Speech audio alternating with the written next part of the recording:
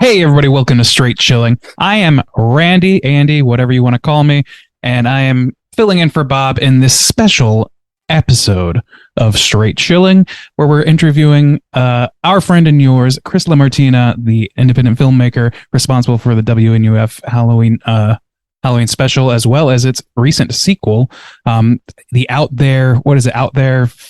Chris, Halloween mega tape. Yeah, there you go. Yep. This is how good we are at interviews. I hope you're prepared for the most professional organization possible.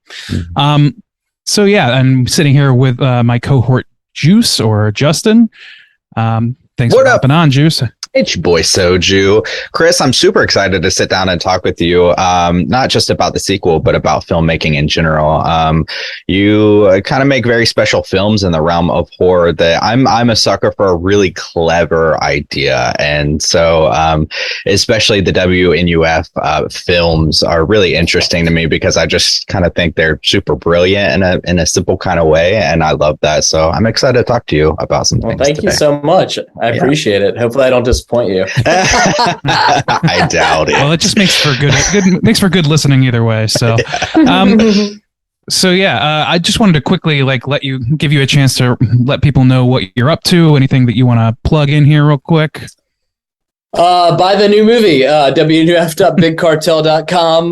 That's how we're selling the new flick, sequel to WNUF Halloween Special. And if you haven't seen on WNUF Halloween Special, it's streaming, I think, for the next 8 or 9 days. Our contract with Shudder ends soon, but the original film is streaming on Shudder right now. And then if you can't find it on Shudder, I'm sure some asshole is torrenting it right now. So you can probably see it for free. So. Yeah, crazy. They're gonna pull it right in the middle of spooky season, like the 8 days. That's a weird contract. Well, it's funny. That's that's when the license was. I can't remember if it was a 5 year or 7 years license, but it's it ends right now. And I literally messaged them being like, "Do you guys want to re-up this?" Because we've been courted fairly aggressively by some other companies to for an exclusive license for it, but obviously I'm pretty sure Shudder has first right of refusal or something like that, where I have to confirm before we give it to anyone else before they. Anyway, that's boring business talk. Let's talk about movies. It's movie business talk, so that's what we're here for, right? Yeah, I'm a shitty businessman. Hey, us too. We're gonna throw all my questions out the window. Yeah. A quick question about that. Actually, you were involved with was it Shudder Labs? Is that what it's called? That's correct. Yeah. Okay. Yeah. What was that experience like? I didn't have that written down, but that experience was pretty cool. I'm sorry, I'm taking off not for the audio audiences at home, but I'm taking off my sweater right now. So give me a second. I'm sweating too much. It's just for us. This is what happens when I drink starting at 4:00. So what I'll say is, the Shudder Labs experience was really cool, mostly because of the people I got to meet, right? So for people who don't know what Shudder Labs was, so back in 2016, AMC's horror streaming service, Shudder, they basically gave a little bit of grant money and a week stay at this mountain resort in I guess not upstate New York, but an hour or so north of NYC. They gave a free week stay at this mountain resort for a bunch of horror filmmakers to develop some movies. And I was up there for a week talking with a lot of folks about a project that ultimately became the movie we made in between in between Call Girl of Cthulhu and Out There Halloween Mega Tape, and that was a film called What Happens Next Will Scare You. And What Happens Next Will Scare You, which you can buy on WNUF.bigcartel.com, is a clickbait horror satire. So that was picked out of however many submissions they got, and basically I went up there for a week and sort of I didn't really workshop that title as much. What ended up happening with Shudder Labs was you get sort of individual mentor time with certain people. So some of the people I got to talk to were Larry Fessenden, so director of Habit, acts in a ton of movies. Travis Stevens, producer of Starry Eyes, and also I think he directed Girl on the Third Floor. But I talked to him, Jen Wexler, who did The Ranger, Clay McLeod Chapman, who wrote The Remaking, The Ghost Eaters, which just came out. But all these horror luminaries and storytellers that I really respect a lot. All of them are really, really talented folks. And the experience for me going there was just sort of talking about what it means to be a horror creator. But also for me, the most important thing out of that experience was deciding if I could make a living doing it. And that experience, more than most experiences in my life, was actually very clearly said to me, I don't want to make a living doing this, because I really, I'm getting into the head. Like, this is like the type of conversation I have after like 4 whiskeys, but it's like more like, Thank God you started drinking at 4. Yeah, I really, God, I really cheated this up great, didn't I? No, but I mean, like, I think what no, but I was going to say, well, like, what's interesting about that conversation was, you know, I generally know the kind of movies I want to make and a lot of stuff, but really talking to them, and most of the things that a lot of directors and filmmakers don't talk about when they go to these podcasts is really like the real side of this, right? Like, how do you pay your mortgage? Like, you know, what do you do for healthcare coverage, right? And that's shit people don't want to talk about because they want to talk to you about like their art. And ultimately, I felt some of the most beneficial things for me as a young filmmaker were learning the economics of it and how realistic it is to make a living as a filmmaker. And I'm not going to say an artist, as a filmmaker, because film, it's show business, right? There's a fucking business component. It's not like you're fucking making paintings, and it's a totally different animal. But no, I thought Shutter Labs was a really cool experience. I mean, I wouldn't trade it for anything, but it was way less about, for me, it was way more about understanding what I wanted out of my life and less about actually making the stories I wanted to make. I already sort of was pretty headstrong about the stories I wanted to do. Nice. It sounds like it's like a weird summer camp vibe by the sound of it. Dude, 100%. But it was definitely like summer. I mean, we literally, like, my favorite thing was hearing like people like, yeah, like I went to do my one-on-one with Larry Fessenden. He just wanted to row a canoe, and they literally just like they rowed canoes for like an hour. It's like, it was great talking to him, but my arms were fucking tired at the end. Like, it's like a shitty airplane joke, you know? Dude, that's like a welcome to LA moment or what? Yeah, right. You're gonna row me around, and then we're gonna call this done. No, that kind of leads me into something that I was kind of curious about, because you were talking about the films that I want to make, but I've always just, I kind of have this assumption horror has this kind of built-in audience, and I feel like it might be easier for people to get around for like writing and directing their own type of horror films, because I feel like horror audience can be definitely more forgiving in that kind of realm if you have a good premise, a good story. So was the type of movies that you make, were they more motivated out of like, this is more convenient or easier to accomplish to put down, or were they really truly like passions of ideas and things that you wanted to put to film? That's a really, really good question. So I'm going to respond. I'm going to make a comment on the statement you made, and then I'm going to answer the question you asked. So the comment on your statement that horror film fans are maybe more forgiving. I don't know if that was your term or that's maybe what my brain did. Yeah. But like, I think horror is a genre where the horror, whether it's unseen or seen, the monster is essentially that's the star, right? So you don't need actors. You really don't need a budget, because there's a lot of things you can write. There's plenty of scary movies that are shot very cheaply, right? Even going back to like, till the 30s or the 40s, where like films could be shot very lean. I mean, slightly later, but Night of the Living Dead is a very cheap movie for what it is, and it revolutionized the genre. But I was going to say there, to pivot to the second question about me. So I think horror. Well, let me go back a second. Horror is an audience that can essentially, like, horror is a genre that can essentially find an audience a lot easier than like a romantic comedy or I don't know, like a straight drama or something, right? Because people are always hungry for horror movies. Ultimately, a lot of horror movies end up being what I guess romance novelists would call consumables, right? You finish it because you're fucking hungry for it, then you go to the next one. Whereas a lot of other genres can't do that. Like they're a little bit more broader audience-wise, and horror fans are very into niche things. So to translate that in the next question, or the first question you had was, okay, so my career making horror movies sort of evolved in a weird way, right? Like, so like when I made my first horror film, I was like 18, 19 years old. I was making an anthology because I didn't think I had the stamina to make a feature length narrative, right? And I made this shitty movie called Dead Teenagers that people can find. But it was an anthology. It was made for $300 on, stolen mini DV tapes and like with literally no money really, right? And it was cute. Like the whole point of it was to make a Creepshow style anthology that got distribution, and it got distribution. And then from there, it was like, let's make a good movie, right? Let's not make a movie. Let's make a good movie. So I made a couple movies. I partnered with my buddy Jimmy, and we made a couple films for a handful of years. And at a certain point, those movies that got more elaborate in storytelling got more also involved in the biggest moment I had was when I realized what high concept storytelling was. And high concept storytelling, for anyone who's not aware, is it's essentially the describe your movie in a sentence, right? So like if you like literally like truncate it to an elevator pitch. And that was the realization I hit right around a film we made called President's Day. And President's Day had this moment where like, oh shit, it's a slasher movie where a guy dressed as an Abe Lincoln costume kills candidates for student council in a high school election, right?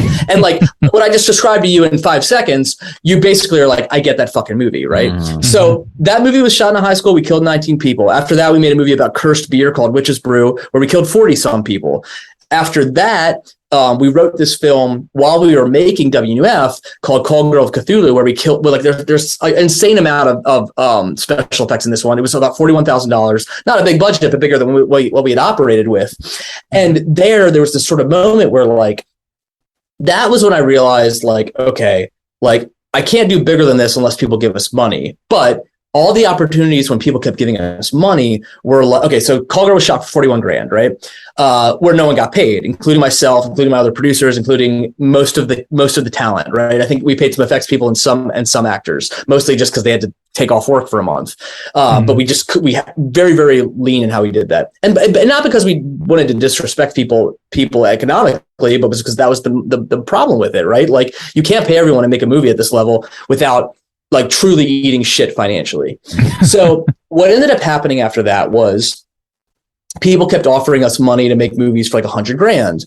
And ultimately, when you make a movie for 100 grand that someone's giving you, you have to pay people. When you start having to pay people, you have a situation where, 100 grand goes a lot faster than at 5 grand, right? If that makes sense. Like, sure, it sounds stupid, but it's the truth. Like, you're like, if you're paying your PAs, if you're paying your DP, if you're paying yourself, if you're paying your actors, what's left? It kind of, yeah. And especially for a horror movie, we're going to have like all special effects set pieces. So WNUF back then, and this is really interesting to go back to what you're asking, because it's all building up to that. But all of this is past this prologue, right? So to go to WNUF was, I wanted to make a found footage movie. I figured out a way to do a found footage movie that was economically advantageous, but then also like could work into a schedule. Because we literally wrote and made WNUF script to screen in 9 months during pre-production of Call Girl of Cthulhu. And Call Girl of Cthulhu was a bigger movie. But WNUF was designed in a way to keep it outside of the editing, which I could just do nights, weekends, whenever I opened my fucking eyes and wasn't working. That was basically the that's how we made it work. Since then, what's happened with that and what happens next was my job in advertising and marketing became a career.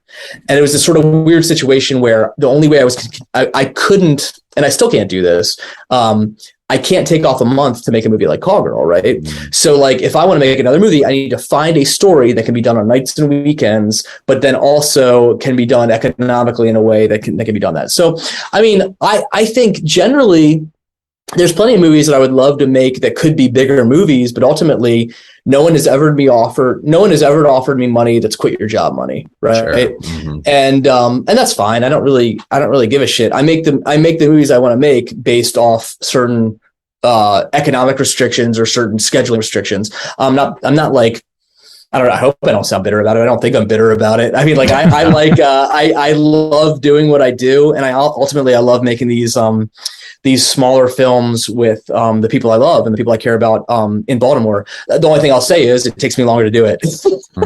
Sure, yeah, that's understandable. And they look shittier than they probably could if somebody gave me, I don't know, $500,000 or something. No, it's character. It's well, I mean, that's part of being an indie filmmaker is like you fill in the gaps with what you can, right? Like, yeah, you know, like 100%. you can't necessarily.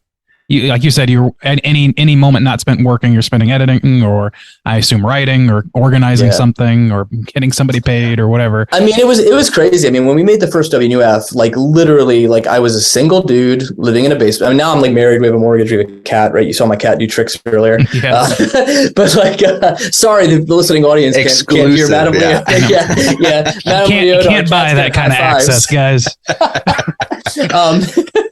But I was going to say, well, come to Baltimore. You can swing by for some cat tricks. No, but I was going to say, I think going back for a second. Oh my God, I forgot what I was going to say. Oh, like when I was making WNUF, I was a single dude living in a basement apartment, and I literally was like, I mean, this is like gonna sound fucking goofy, but it's true. I was in my late 20s. I was working at this digital ad agency, and I would wake up, I would edit a commercial, I would walk to work because the office was on the same street as my apartment. I would work there as an editor and producer for this ad agency, come home on my lunch break, edit more.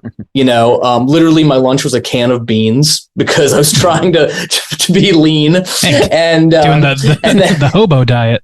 Yeah, exactly. Put some hot sauce in there. Boom. Breakfast of champions. Hey. But I go back to work, I come home, and I would literally edit for the rest of the night, or I'd shoot something for the movie at that night. And it was, there were very few production days on the original WNUF. I think it was probably mostly the Weber House. We shot 48 pages or 44 pages or so in 2.5 days, which is an insane amount of pages from a production standpoint. But yeah, nice. I'm just like, dude, you guys got me hyped up now. I'm blasting all over. Are you sure it's not the drinking since 4? I was going to say that would slow me down. That would slow me down. Wow, can't do that. I don't think I'm slurring my words. No. You're entering that passionate level that only the dude you just met at the bar can reach. Yeah. So I want to personally express my affront towards Justin for asking a question that led to you to answer all of my questions already. Yeah. I'm screwed. I wanted to know too, since we've been discussing budget and since that's kind of been the topic of how it got you to the films you have made, in the hypothetical of okay, you have an unlimited budget. Is there a story that you were like, this is the story that I would want to tell if I could do anything? Is there anything that's ever brewed like that where you're just like, if I could get the financing, I would do it. I would do this. So do you have anything like that? That's really interesting. I will say that in one in a shitty, arrogant way, and I'll respond in one in a shitty, arrogant way, but then also in a way that answers that question in earnest. So I think I'll paraphrase. I heard something that Travis Stevens said a while back. He was talking about how any story is able to be told at any budget level, right? But you have to sort of narrow I'm paraphrasing this. You have to sort of narrow your view of what that story is, right? You could make a kaiju movie and shoot it in one room based off what you don't see, right? Or something in that regard. Sure. So I think there's certain, I think it's probably saying almost like a Cloverfield type thing, right? But I think there's something where, for me, I like the idea that necessity is the mother of invention, and that if I say I have $5,000 to make my vampire movie, I'll figure out a way to make a $5,000 vampire movie. I've never been someone that looks at that just thinks I'm going to make something without budget. I always think with budget. You have to. As an independent filmmaker, you have to be practical. I think being practical has influenced so many decisions of my life, right?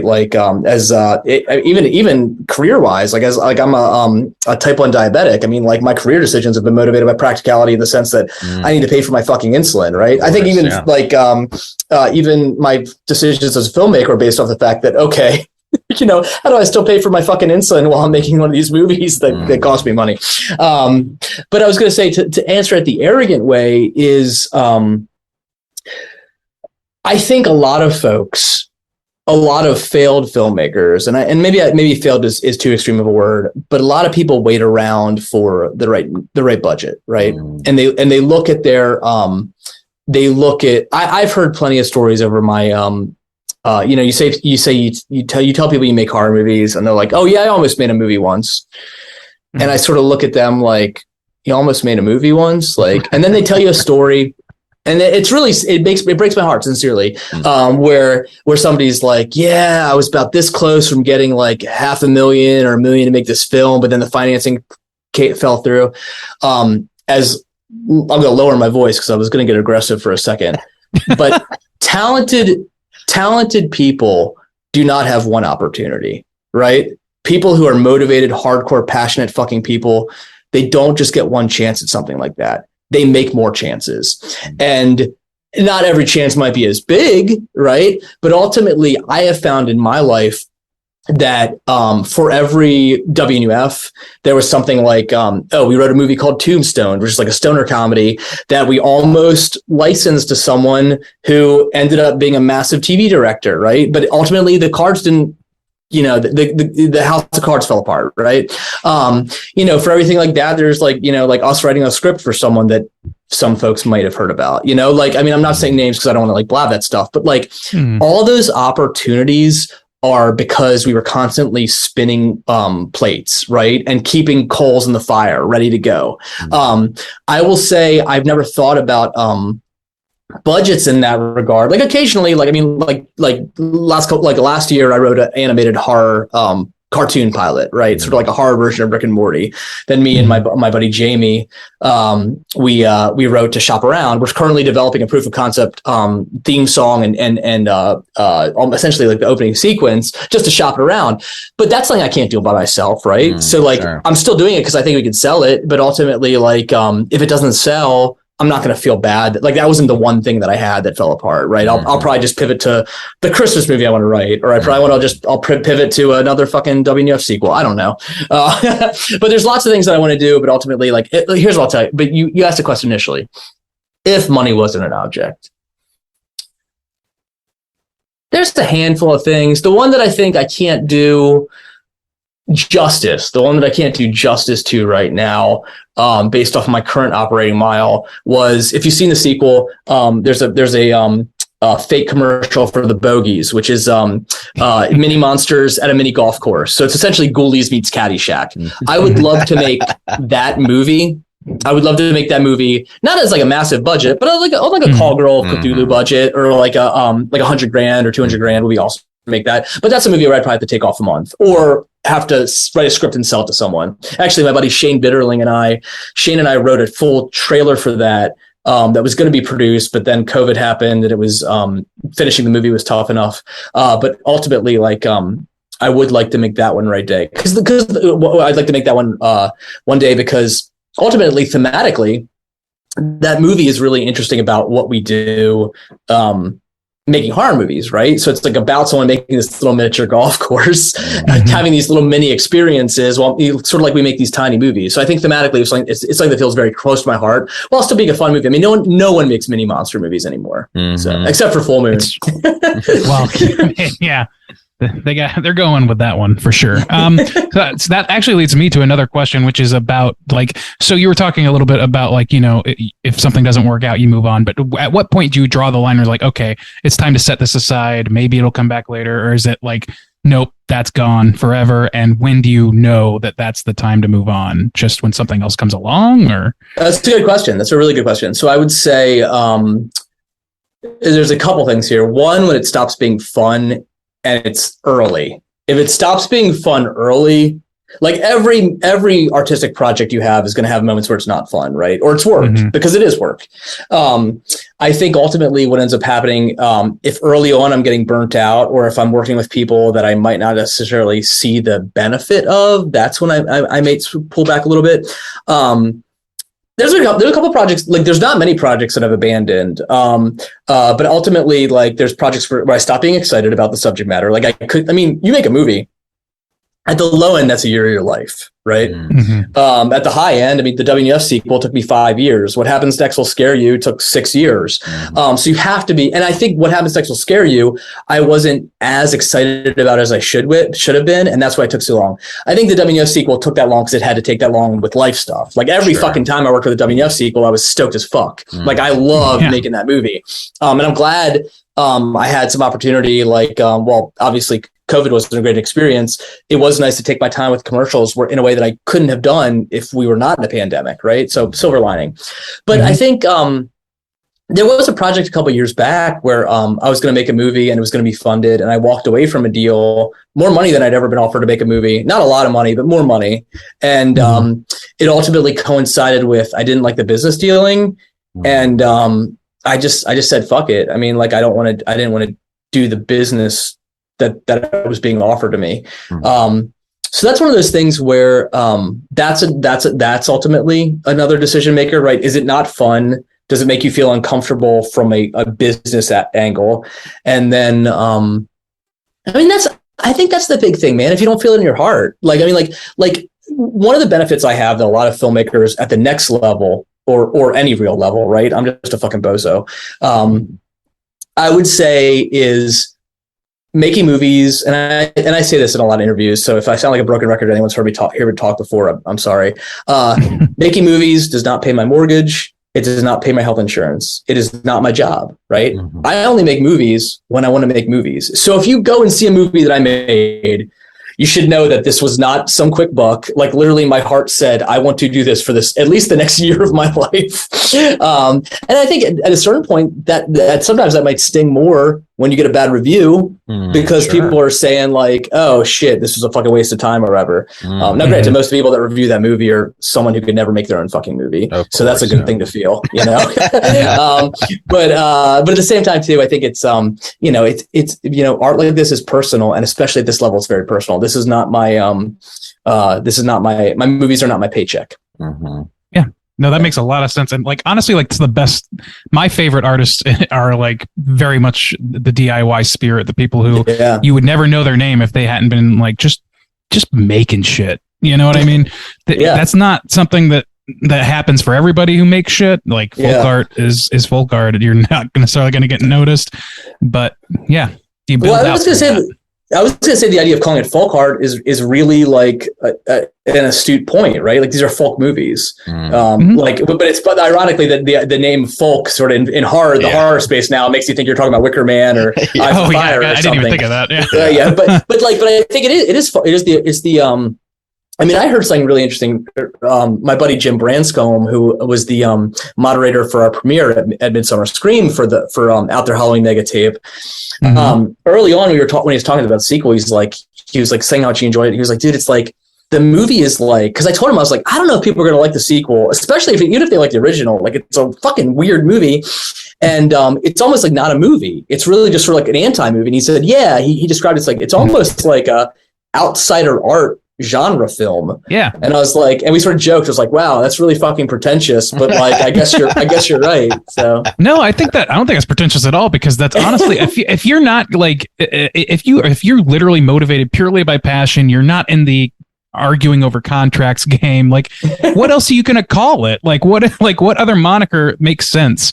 I mean, we do this podcast for nothing, like, and it's like our payment is that we get to just fuck around and tell dick jokes to each other once a week. You know what I mean? Like that's not something that we do for pay, but whatever grows out of it is great, and we are thrilled to have it. So I don't know. I guess I relate to that in some respect. Yeah. No, for sure. For sure.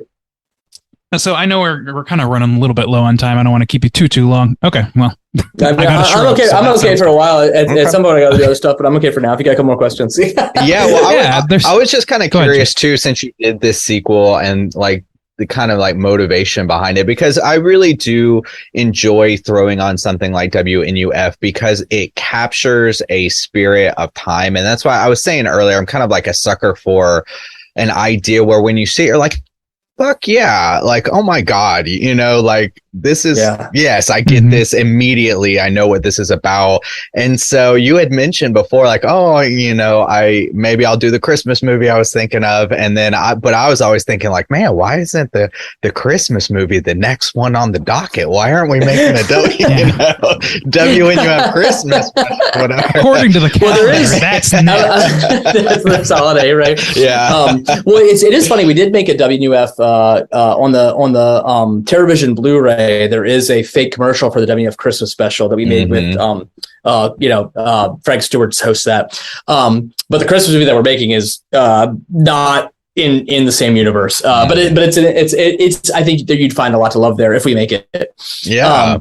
But I was gonna say, I think no, I mean, I really appreciate what you said about sort of like knowing like what that thing is and being like, yes, like give me that thing. I think that's especially important with low budget movies because you have to connect with people immediately. Otherwise, one, they won't remember a title, they won't remember a concept if they don't have something that they can really cling on to. So yeah, definitely. And like the elevator pitch, that speaks volumes, honestly, because there's nothing that can really beat just the quick log line that tells everybody, okay, this is what you can expect to see, and this is ultimately what we will deliver to you. I don't know. There's something about having that idea, distilling it down, presenting it and then presenting it in full, that it's just such a like organic process. Whereas like once you like any sort of artwork, it feels like I work as a graphic designer, so like the dollars and cents of of doing artwork or of any kind, even if it's commercial art, whatever, it's the biggest fucking bummer in the goddamn world, because all you want to do is make cool shit. And that's the only thing that really ultimately matters, is if you got to do that. And there's so many things that want to take that from you along the path. Well, it's interesting you say that from a standpoint of like, you know, I don't know, I don't know my business, but I was going to say, like, as a designer, like, I don't know if you work for a company or freelance, but like a lot of times I felt with my work, when I was previously at ad agencies, now I'm in-house somewhere. So it's a lot different. But like, when I was at ad agencies before as a creative director, or even like dealing with other producers that want to give us money to make a horror movie, right? So like on the horror movie side, people would be like, hey, we want you to make $100,000 bottle movie. Bottom movie, one location, minimal actors. That essentially, like, could you make something simple and straightforward that's like a straight horror movie, which I've always been fucking fascinated by. People always want me to make straight horror movies. I was like, have you ever seen one of my fucking films? They're obviously not like serious horror movies. Like they're comedies. Like even the most serious one, in quotation marks, is a fucking comedy. So, and I'm sounding like way too intense about saying that, but like, but I'll say like on the advertising side, like, I always felt like our best ideas were before the client ruined them, right? Like you go in with sort of big, bold ideas, and then the client says, that's not our brand, or I like that idea, but could you do it this way? And then they sort of take all the things that are original and weird. And honestly, when you come to horror movies, if you think about your favorite new horror movies, or like, or something that really stands out to you. Like, I mean, maybe you guys are the dudes that love the Conjuring movies, right? But like, I don't necessarily, like, that's not the shit that like, that doesn't stand out to me, right? Like when I get excited for a horror movie that comes out now, it's something that has a tinge of weirdness, either visually or with the plot or with something that I'm like, that feels different. I've seen so many fucking horror movies since I've been watching them since I was like, 5 years old, that like, I really need the, what's that extra spice? Like what's the new ingredient? And a lot of people who are making these movies are doing it from a standpoint of economics, where they're like, we can't take a chance because we've got so many foreign territories to satisfy, that if we make the weirdly unique movie that functions in America, it might not function in China, or it might not function in Russia, or wherever you're selling it to. I don't know. Yeah, homogeneity does not make for great art, in my opinion. And that is the thing you butt up against when you start mixing in art and commerce like that. So that's definitely the case for me too. I did want to like quickly. I know that you're a Baltimore native. Am I correct in that? Yeah, born and raised. Yep. I was curious about like filming in Baltimore. I mean, it's obviously it's not LA. It's not Hollywood. It's not one of the hubs necessarily. Thank God. So I guess that kind of gets to the answer of the question, which is, it's like, how does that work for you? Like, how have you made things spring up? I mean, like, pretty is it more well, difficult, or is it easier? It depends what you're doing. So like the joke I always heard about this was the easiest location to get in LA is essentially a graveyard, right? Like, I remember years ago we were looking for a graveyard for in Baltimore, and that was not easy, right? Because people aren't used to that request, but in LA they're used to that request all the time. Now, granted, it'll cost you, and that's the big thing, right? You make a movie in LA or New York, you have a luxury of, or a glut of location options, but you're going to pay out the ass. Whereas in Baltimore, you tell someone you're making a movie, they're like, holy fucking shit, can I be in it? I got my daughter would love to walk through the background. And like, ultimately people always sort of treat it like, even though I'm, pushing 40 now, people always treat it like a student film. Right. So like, that's kind of like a benefit of it. There's always this sort of like, let's turn the barn into a theater type vibe, right? Like there's a community connection. And I think one of the benefits of being in Baltimore is a very tight-knit weirdo community. I mean, we are the city that, John Waters grew up in. We're the city with Don Dohler. Like and I think there's something really special about that. Like, people get excited about even like the lowest budget, shittiest movies. Not saying John Waters is low budget or shitty. I guess it was low budget initially, but like, but it's one of those things where it's like, I could not have made a lot of the films I made in New York or LA. I could have made them maybe in other cities, but nothing like where the film hubs are. Right.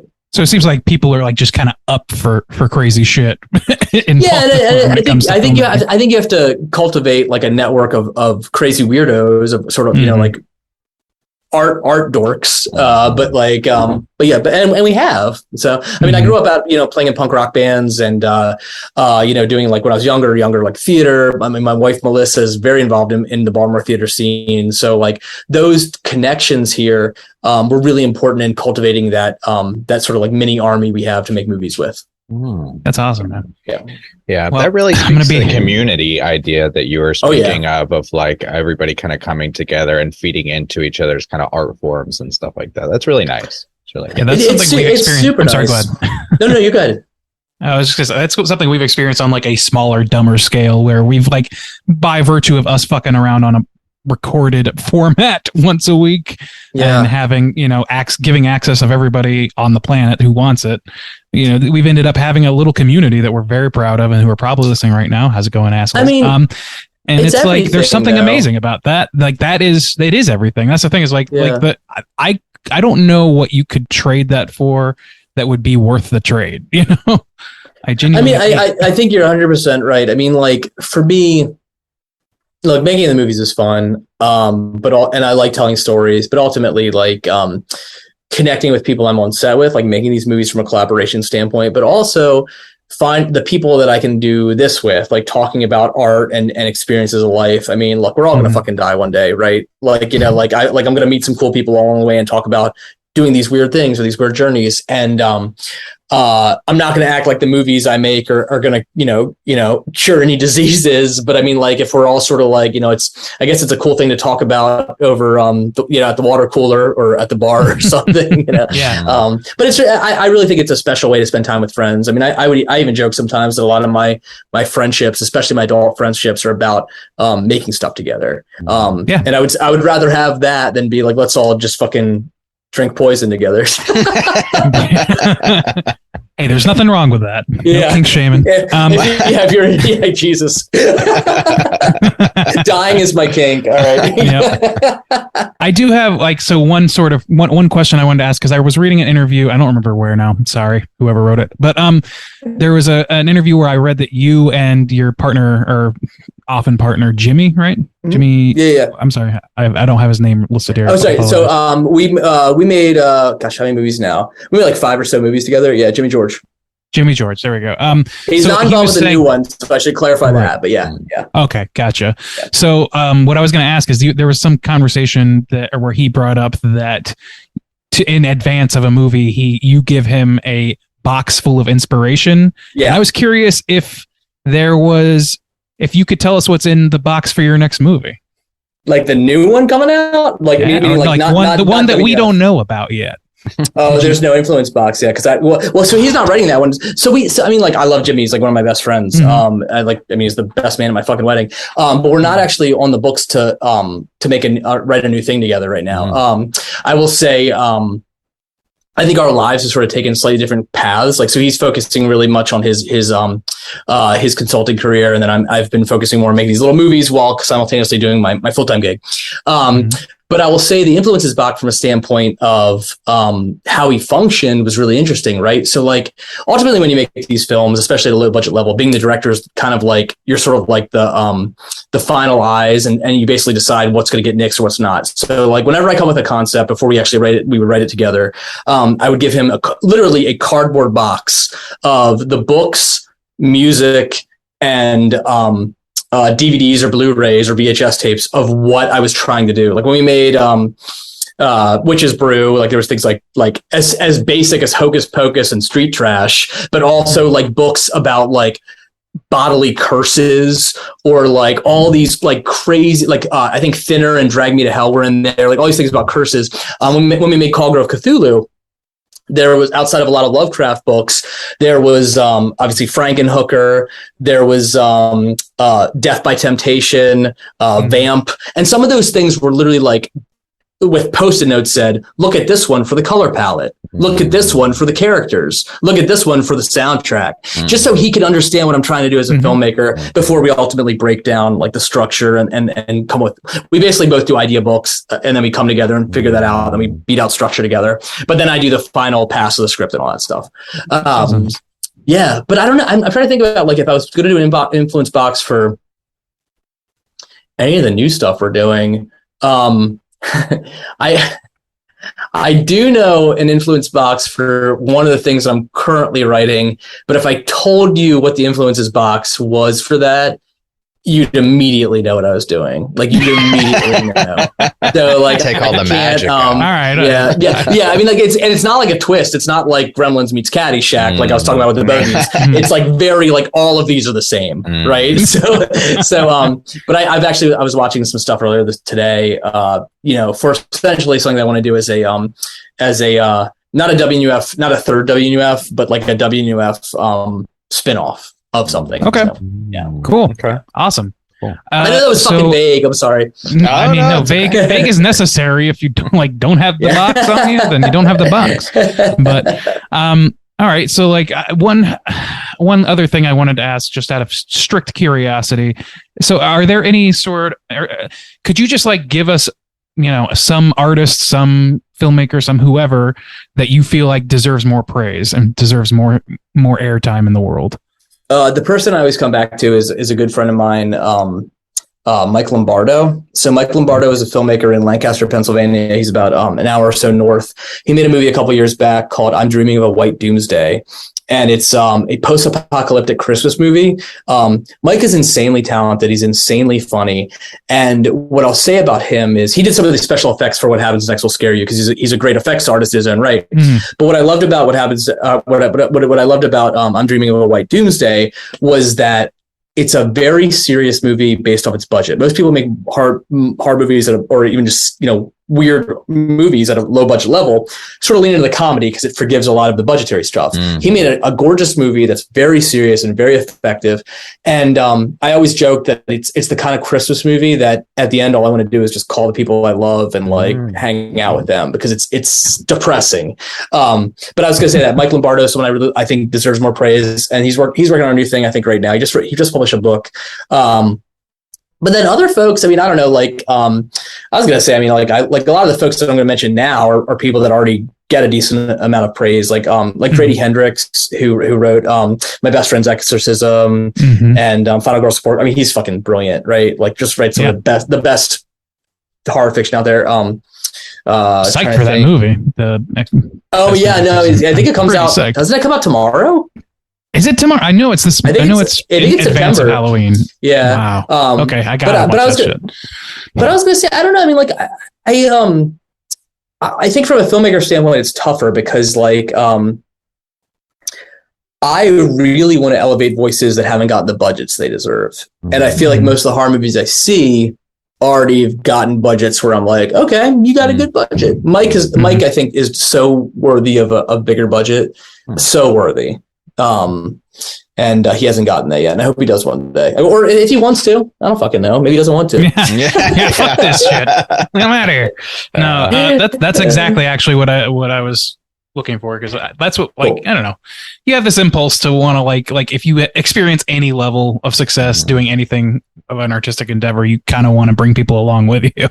At least I do. I don't know. I guess that's not universal, but I don't know. The DIY type crowds, I feel like leans into that quite a bit. So there's a very communal aspect in that way too. Anyway, enough of me doing that. Well, I was Juice, do you have any others? Well, I would. Okay. So, Chris, I'm in Korea, and so getting movies is tougher for me in general. Just across the board. What are you doing over there? Just living life. But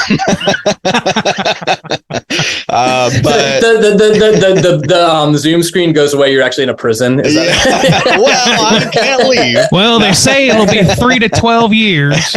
So but anyways, as far as distribution of the out there Halloween mega tape, do you have any tips or tricks, like where could I or someone who struggles to find films, because actually we have quite a bit of a global audience at this point now. Like what's kind of the best way to see your films in general? Yeah, so I will say I can go down the list, but everything that we have that's currently available is available on our Big Cartel site. So WNUF.bigcartel.com. You can buy it directly from us. It directly benefits me as the filmmaker. Okay. What I'll say is that's the best way to do it. What I'll say is the new one, the sequel, is not streaming anywhere. It's not going to be streaming anywhere for at least a year, if not longer. Mostly because I'm a psychopath. And even though I've been aggressively courted by some folks, I love the fact that the only way people can see it is from supporting the filmmaker, like directly. Okay. If we thematically, that's aces. I mean, it's right, but it's one of those things where it's like, I know a lot of people don't want a DVD, and I respect that. Unfortunately, part of the experience with getting WNUF is the package and the bonus features, right? So I think ultimately I've been in this sort of weird circumstance where people have asked me for a streaming site or something like that, and I have to explain to them, well, when you get the sequel, you're going to understand why it makes sense, because you're getting a DVD where the whole backstory is you're buying it from Trader Tony's Tape Dungeon, which is a fake bootleg tape trading operation. But this has been released to essentially pay down the legal debts after someone went to prison for bootlegging videotapes. And then but the problem is too, and one of the reasons why I'm so reluctant to put on streaming additionally is because there's a lot of world building and mythology with the sequel that you can only get from the extra features on the DVD. There's a whole Trader Tony tape commentary with Trader Tony as a character, and he's actually voiced by Henry Zabrowski from Last Podcast on the Left. If you guys are nice. Yeah. So like Henry was just a big fan of the original, and we sort of like talked about doing this, and he was super awesome to work with for this. But that's the sort of thing where it's like, if I put it on streaming, one, that mythology doesn't exist, and then two, like I have found that by having my own distribution channel, people only buy the movie if they really want it. Whereas if something is on streaming, you'll immediately get flooded with the people that this movie is not for. So the type of people who The Conjuring, or like, I don't know, what's a generic horror movie? Like, I don't know, just like, I think Conjuring might do it. Yeah, I was gonna say, but like literally, like, and I'm sure, James Wan, I'm sure, is a nice guy. I don't fucking know, but I'm just saying, like, I was gonna say, those are the people that are gonna give me a shitty review, which ultimately lowers because they're not the people that are going to get the fact that in a 92-minute movie, 20 minutes of the movie are fake commercials, whereas like if somebody's stoked about that movie and they buy it from me, there's an incentive to say, let's give this a chance. Right. Sure. I don't give a shit about, the basic ass horror folks that aren't going to like this movie. I'm trying to find my hardcore fans, and they'll find me. Yeah. There you go. Cool, man. Love that. Man, I really appreciate it. This has been a fantastic conversation. Yeah. No, I really enjoyed talking to you guys. So when you're not in Korea, where are you? So originally we were all from, and the podcast was started in Jacksonville, Florida. And so we all like, I've been there. Yeah. so sorry. Yeah. Go back. Actually, the guy who's not here tonight, Rob, is still there, and our families are there. So we all go back there sometimes and like get together. We're like, we're here. But then like Andy's in Washington now. I've been in Korea for like 5 years now. So, it's, we have like this, like small community, or like this tight community in Jacksonville. But since we've spread, like everything has kind of spread too. So it's kind of interesting in that way. It's a weird world that way now. Yeah. Definitely a strange thing. Can you still vote in Florida or with being in being in Korea? No. It's illegal now. I can't. DeSantis has cracked down. Well, Andy. No more Korean voters. Period. Yeah. Andy has like permanent residence in Washington, but I keep an address in Florida. Like I still pay taxes in the United States. And everything. I haven't like renounced I'm not like on the lam or anything. Like, so it's only a matter of time, Juice. So, but you're on a list. I can still vote. Actually, I'll be back in Florida in November. My brother's getting married, so I'm flying back for the holidays. But I can vote for the primaries just in time to fly back and save Florida. I'm doing it. Gotta go and vote for my boy Vermin Supreme. So but that's where we're from originally. Cool. Yeah. Cool, man. All right, cool. Well, I know I have to do things. We all have things to do. I'm gonna cut us off there. This has been great, Chris, and like, enjoy talking to y'all. Yeah. Thank you Maybe so we'll much. maybe we'll be able to do it again sometime. Cheers. In the meantime, though, everybody go check out the Out There. Oh man, I always get this. The whole title fucked I up. got it. What a there, fucking note, brother. Mega mix tape. Out There Halloween Mega Out Tape. There Halloween Mega Tape. I never have the note. Like, even if I wrote the note down, it would be 10,000 notes, and I wouldn't know where to find it. You'd be watching me look through Post-it notes right now. If Rob were here, he's the one who writes everything. There's a reason I don't helm the ship normally. Oh man, is Rob gonna be sad that he wasn't here? Probably, I'm sure he's sad but for he's a number stuck of in a reasons. hurricane right now, Yeah. so you know he's got bigger problems. Yeah, he wanted to. that's He fair. really He did, wanted but to be was here. on- He wanted to be here. Yeah. But So yeah. Anyway, but yeah, thanks for hopping on with us, man. Absolutely. And go check out WNUF.bigcartel.com. Check out the Out There The thing. WNUF The thing. tape. The thing. Mega The WCW heavyweight. No, you don't know right now, but Andy's super embarrassed about it. thank you for blowing up my spot. I'm definitely gonna beat love myself it. up about it, and Aw. I hope we're all good with that. For the next year, I'm just gonna be giving him shit nonstop for this. So you can that's take because you're a pleasure out of horrible knowing person. that. That's a whole separate issue. You're good. You're good. Chris, All thank you so much. Yeah. I really Thank you, enjoyed the guys. time, and I'm looking forward to seeing the sequel. Randy has seen it. I have not seen it yet, so I'm have, really yeah. looking forward to it. Cheers, y'all. Appreciate you guys so much. All right, thank you, Chris. Bye. Thanks very much. Bye.